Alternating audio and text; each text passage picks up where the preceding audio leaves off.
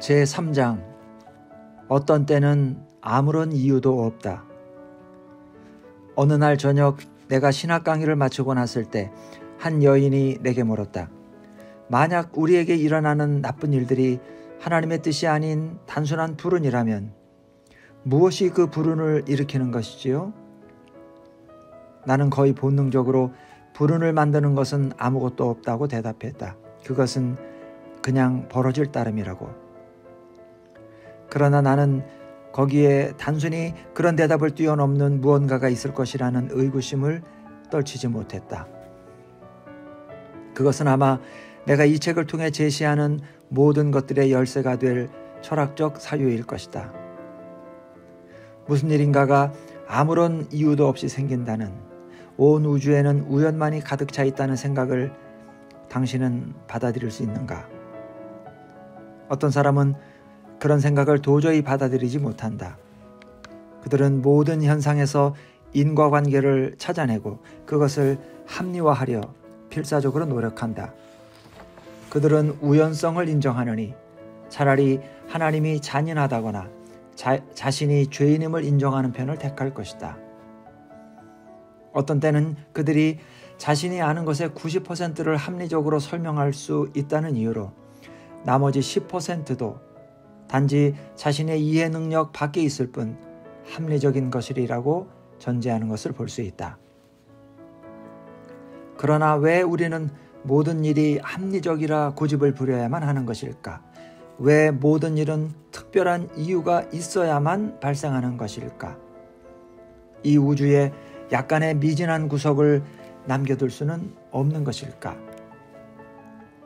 나는 왜 어떤 사람이 한순간 갑자기 미쳐 사냥총을 들고 거리로 뛰쳐나가 다른 사람들을 향해 총질을 하는지 다소간 이해할 수 있다.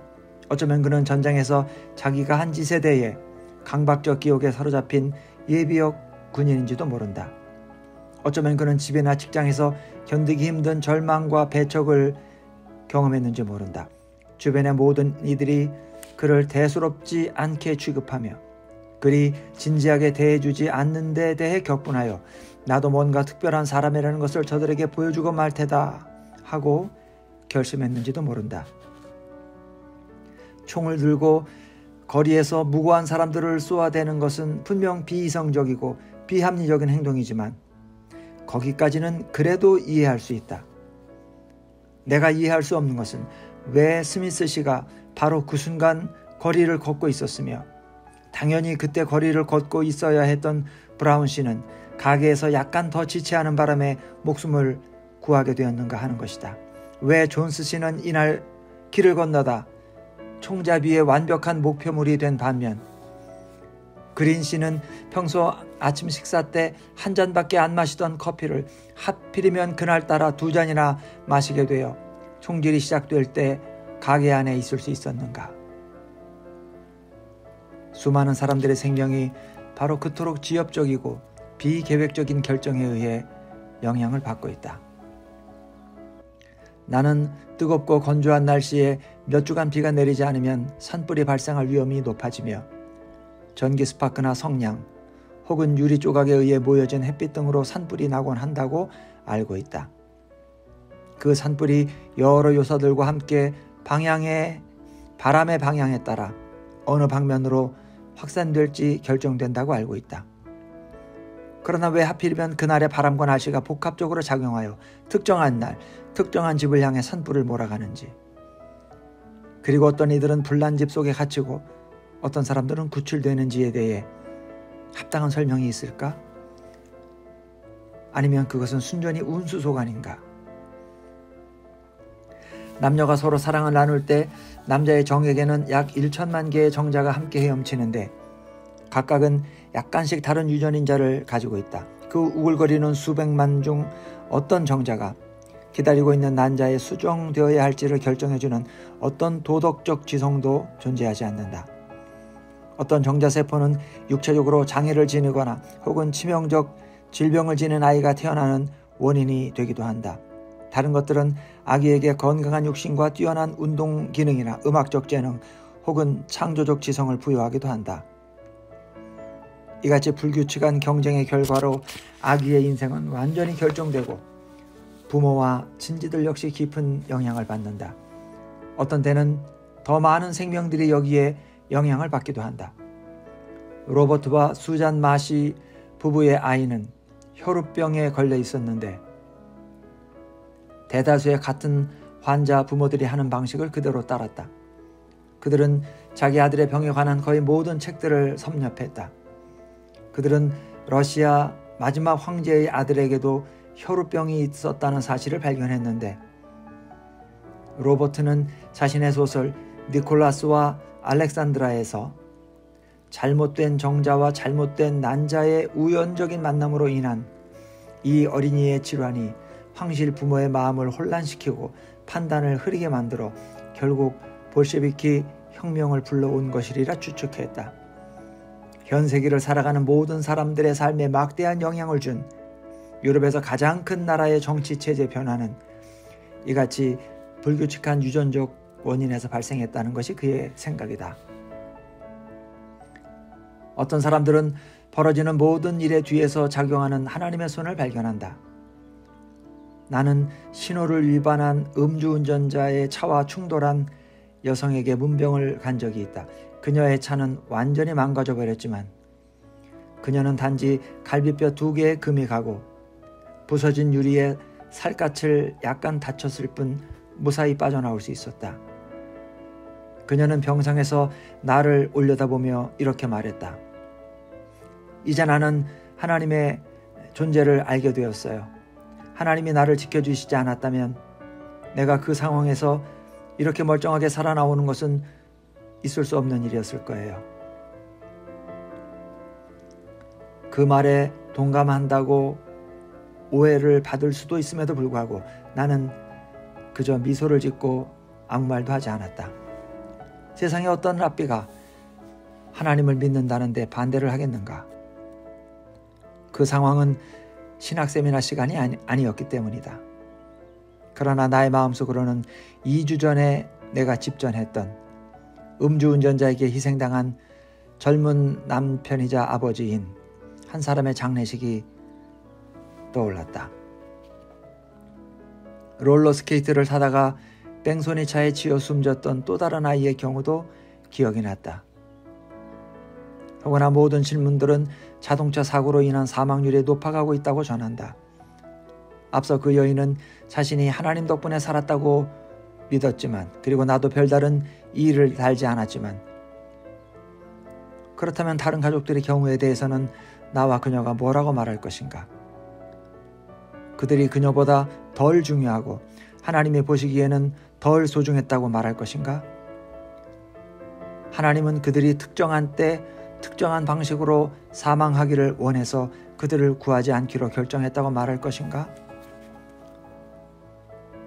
인간의 부주의로 엔진이 멈추던가 하여 비행기가 추락 200명이 사망했다면 그날 그 200명이 바로 그 비행기를 선택한 것이 과연 하나님의 뜻일까?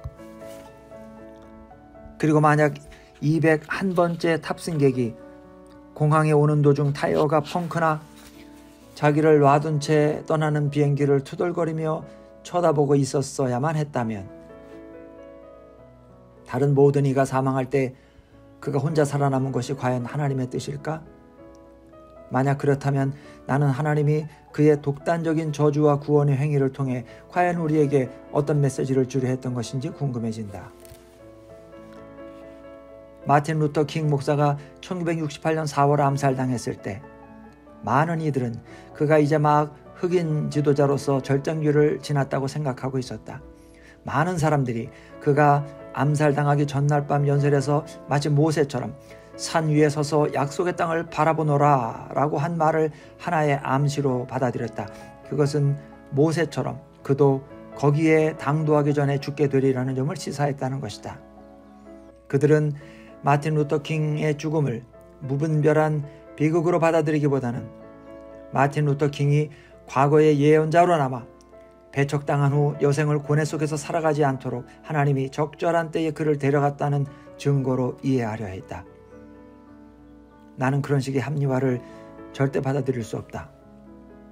하나님은 비단 한 흑인 지도자의 자아에만 관심을 갖고 있는 것이 아니라 수천만 흑인 남성, 여성 그리고 어린이들의 요구에도 관심을 갖고 있다고 나는 생각한다.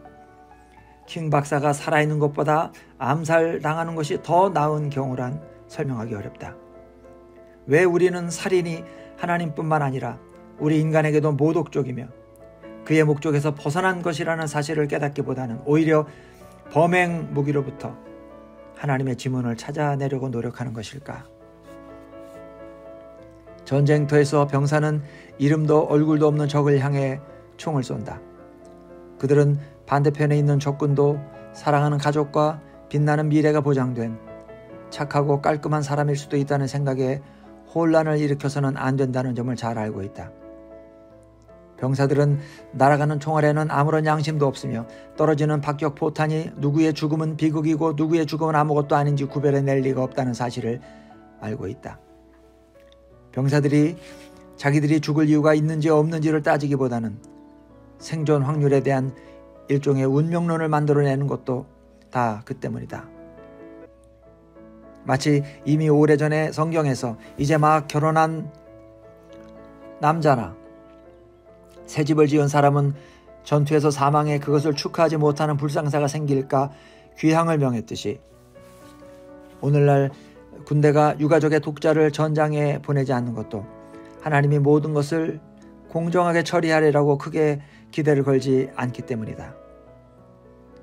고대 이스라엘 사람들도 하나님에 대한 자신들의 풍부한 신앙에도 불구하고 화살이 어디로 떨어지는가 하는 문제에 대해서는 하나님도 도덕적으로 수긍할 만한 규칙을 가지고 있다고 믿을 수는 없었던 것이다. 다시 한번 물어보자. 어떤 일이 벌어지는데 항상 이유가 있는가? 아니면 그냥 불규칙적으로 아무런 이유 없이 발생할 뿐인가? 성경은 말씀한다. 하나님이 하늘과 땅을 창조했다. 땅은 아직 형태를 이루지 않았고 모든 것이 어둠을 덮고 있어 혼돈에 빠져 있었다. 이때 하나님은 그 혼돈으로부터 사물을 정리하고 예전에는 불규칙성만이 존재하던 곳에 질서를 불어넣어 자신의 창조 작업을 시작한다. 그는 어둠으로부터 빛을, 하늘로부터 땅을, 바다로부터 마른 땅을 구분해낸다. 이것이 바로 창조 작업이다. 무에서 유를 만들어내는 것이라기보다는 혼돈으로부터 질서를 잡아내는 것이다. 창조적인 과학자나 역사가들은 없는 사실을 만들어내는 사람이 아니라 있는 사실에 질서를 부여하는 사람들이다. 그들은 대상을 한 무더기의 불규칙한 데이터로 보는 것이 아니라 거기서 상호 연관성을 찾아낸다. 창조적인 작가란 새로운 말을 만들어내는 사람이 아니라 우리에게 익숙한 낱말들을 무엇인가 신선한 느낌을 주는 특정한 양식으로 구성할 줄 아는 사람이다. 하나님에게도 이것은 마찬가지여서 그가 처음 시작했을 때에는 혼돈만이 가득했던 세계를 질서 정연함과 예측 가능함이라는 원칙으로 틀을 잡아나간다.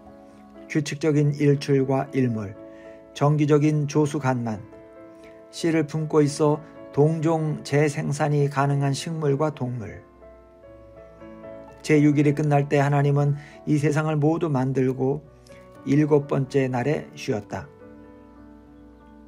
그러나 만약 6째 날이 다 가도록 하나님이 자신의 일을 다 마치지 못했다고 가정해보면 어떨까? 우리는 현재의 세계가 단 6일만이 아닌 수십억 년에 걸쳐 형성된 것이라 알고 있다. 창세기의 창조 이야기는 매우 중요하며 우리에게 많은 것을 알려주고 있지만 이 6일이라는 시간표는 문자 그대로 받아들일 이야기는 아니다. 창조 작업, 즉 혼돈을 질서로 바꾸는 작업이 현재도 진행 중이라고 한번 가정해보자. 그것은 무엇을 의미하게 될까? 성경에 나타난 6일간의 창조 작업 은유에 따른다면 우리 자신은 지금 금요일 오후 어디쯤 와 있는 셈이 될 것이다. 인간은 불과 몇 시간 전에 창조되었다. 세상은 대체적으로 질서 있고 예측 가능한 곳으로서 하나님의 완전함과 그 솜씨를 잘 증거하고 있지만 아직 혼돈의 그림자가 일부 남아있는 것이다. 대부분의 경우 우주의 모든 사건들은 자연의 법칙을 따른다. 그러나 자연의 법칙에 역행한다기보다는 그것을 벗어나는 사건들이 종종 발생하며 아주 다른 결과가 나왔음직한 일들도 벌어진다. 심지어는 내가 이 글을 쓰고 있는 이 시간에도 뉴스에서는 캐리비아 해안에 불어닥친 엄청난 허리케인 소식이 흘러나오고 있다. 기상예보가들은 그것이 바다로 빠져나갈지 아니면 많은 인구가 밀집한 텍사스 해안을 강타할 것인지 예측하지 못하고 있다. 성경은 소돔과 고모라를 강타한 지진이 그들의 타락에 대한 하나님의 징벌이라 보았다. 중세기나 빅토리아 시대의 일부 사상가들은 베수비우스 화산의 폭발과 폼페이의 몰락은 당시 사회의 부도덕성에 종지부를 찍은 것이라 믿었다. 심지어 오늘날에도 캘리포니아 지역의 잦은 지진을 샌프란시스코의 성적 타락에 대한 하나님의 불쾌감을 반영한다고 믿는 사람들도 있다. 그러나 오늘날 우리들 대부분은 허리케인이나 지진, 화산에는 아무런 이성도 없다고 알고 있다. 나는 어느 마을이 멸망해야 하고 어느 마을이 살아남아야 하는지에 따라 허리케인의 경로를 분석하는 모험을 감행할 뜻이 전혀 없다. 바람의 방향이 바뀌어 허리케인이 사람이 살지 않는 곳으로 향하기보다 인구 밀집 지역으로 가기도 한다. 한 음주운전자가 고속도로의 중앙선을 따라 질주하다가 20m 떨어져 있는 빨간색 포드차 대신 녹색 셔브롤레이와 충돌했다. 209편 항공기가 아닌 205편 항공기의 엔진 나사가 부러져 다른 그룹 대신 특정 가정들을 비극에 빠뜨렸다. 이 같은 모든 일에는 아무런 메시지도 없다. 특정한 사람들이 다른 사람들 대신에 재난을 당해야만 하는 어떤 이유도 없다. 그것이 하나님의 선택을 반영하는 것도 아니다. 그런 사건들은 불규칙하게 발생하며 그 불규칙성이 바로 하나님의 창조의 빛이 아직 미치지 않은 우주의 한 구석, 혼돈의 자리인 것이다. 혼돈은 그릇된 것도 악의적인 것도 아닌 단지 고약한 것일 뿐이다. 언젠가 나는 유명한 물리학자인 내 친구에게 과학적인 관점에서 볼 때 이 세상이 점점 더 질서 있는 곳으로 변하고 있는지, 불규칙성이 증가하는지 혹은 감소하는지를 물어본 적이 있다. 그는 연력학 제2법칙, 즉 엔트로피의 법칙을 인용하여 대답했다.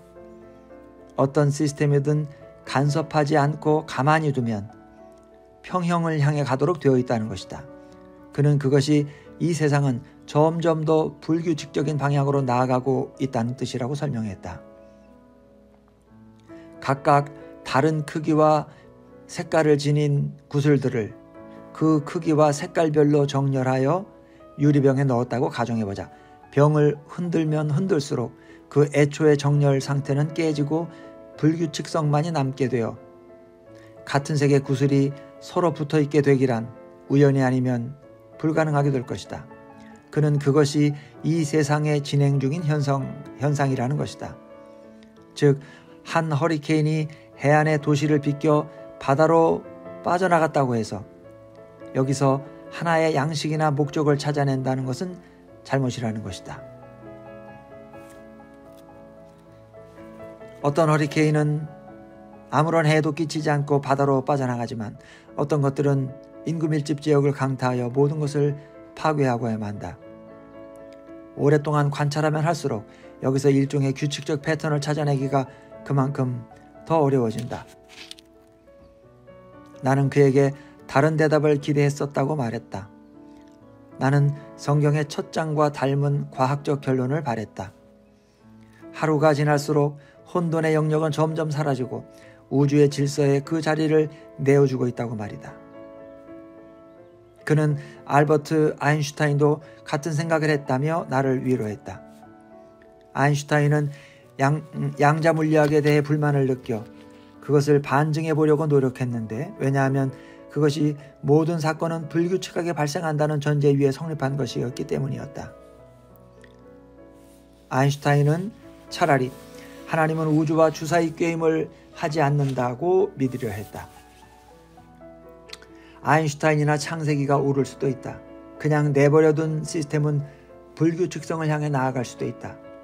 그러나 반면 이 세계가 그냥 내버려둔 시스템이 아닐 수도 있다.